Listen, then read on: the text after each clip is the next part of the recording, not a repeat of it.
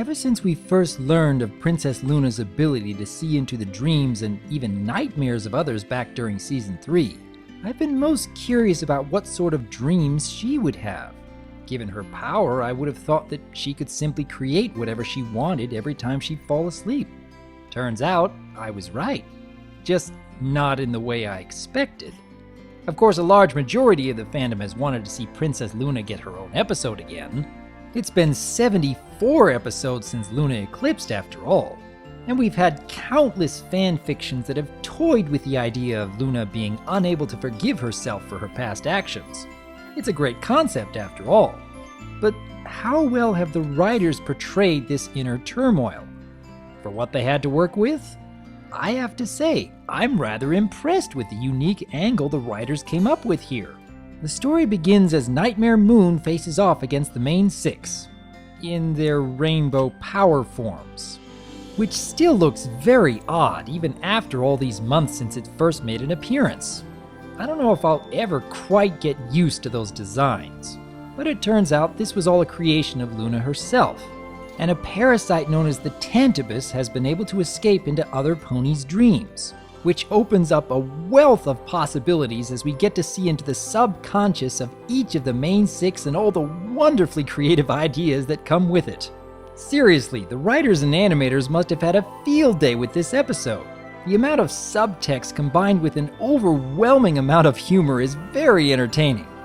Fluttershy dreams of a giant angel bunny? I mean, does she secretly wish that she could be given the same amount of care and attention that her animals receive?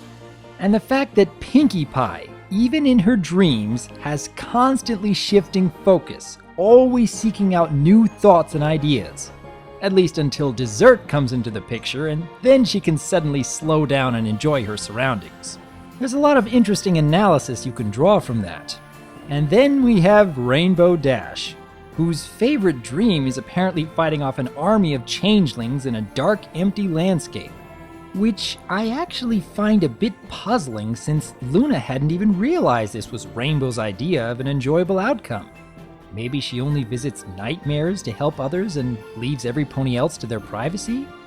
But when we get to see Rainbow's nightmare, I have to be honest here. I was laughing hysterically when I saw the dark landscape turn into a field of happy, smiling little flowers singing to their heart's content. Holy cow! I can just imagine all the possible fan art and fan fictions that will come from just this one moment. It's still going to crack me up every time I think of this scene. And it gets even better when the entire town of Ponyville gets involved. I mean, does Derpy always dream of herself as a giant who communicates by meowing? Lyra and Bon Bon dreaming of being the same pony? And who would have thought that Big Mac, who's lived his entire life with great strength and a solemn demeanor, would secretly want to use magic? And when the Tantibus grows even stronger, and the whole town figures out they can do whatever they want in a dream, this is what I love to see in an episode of MLP, where the animators can bring us whatever they want and have so much fun with it. Spike turning into his knight form, riding a meowing Derpy into combat.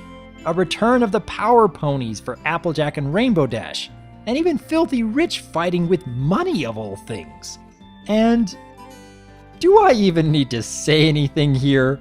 It's Princess Big Mac. Once again, I have to wonder just how closely the staff at DHX is keeping track of what the Brony community is creating. But putting aside the hilarious comedy and the wonderful creativity, how does the actual story hold up? Well, the main conflict of this episode is learning about forgiving yourself. And if there is any character in all of MLP that would fit this moral, it's Princess Luna.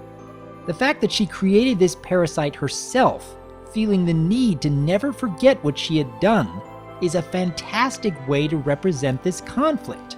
Berating herself with this nightmare each and every day, in the hopes that she would never again resort to her old ways, is actually a very relatable conflict, which turned into a wonderful moral about trusting those you care about.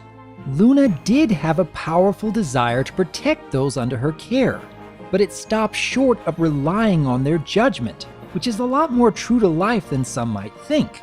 We can oftentimes measure our own self-worth by our own thoughts and beliefs. But there are moments when we need to put aside our own self-created truths about what's really most important. We don't always know what's best for ourselves, and our own punishments can actually hurt far more than they can help without us realizing it. I applaud the writers for teaching this kind of moral. Could it have been portrayed a bit better? Maybe. I probably would have wanted Luna to slowly overcome this sort of struggle step by step each season to help emphasize how difficult it can really be. But for the confines of a single episode, I really think the MLP staff did the best they could with what they had. Highly entertaining, immensely creative, and deeply relevant to boot. Considering that we're going to have to wait a few months for the next episode, I'd say this is a fantastic way to end the first half of Season 5. But now I would like to hear from each of you. What did you think of this portrayal of Luna's inner demons? What sort of analysis could we draw from each of the main six's dreams? Out of all the wonderfully creative and surreal moments, which was your favorite? Do you think learning about letting go of your own self-created punishments is a worthwhile lesson? I would like to hear your thoughts on Do Princesses Dream of Magic Sheep? And here's looking forward to even greater stories, characters, and conflicts in future episodes. I am Dr. Wolf, and I look forward to hearing from you. Shouldn't be too hard to fall asleep now. Are you kidding? This is so exciting!